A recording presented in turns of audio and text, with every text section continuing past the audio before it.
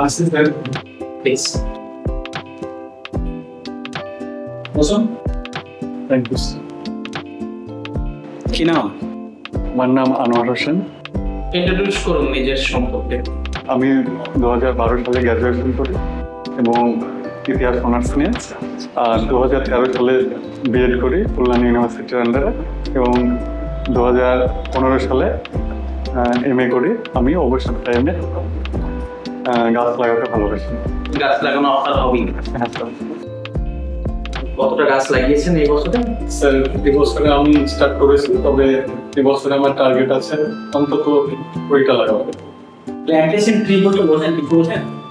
Sir plantation tree কাকে বলে? Sir এই মুহূর্তে মনে আসছে।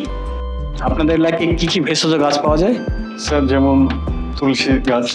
তুলসী কোন প্রকার গাছের মধ্যে জানেন?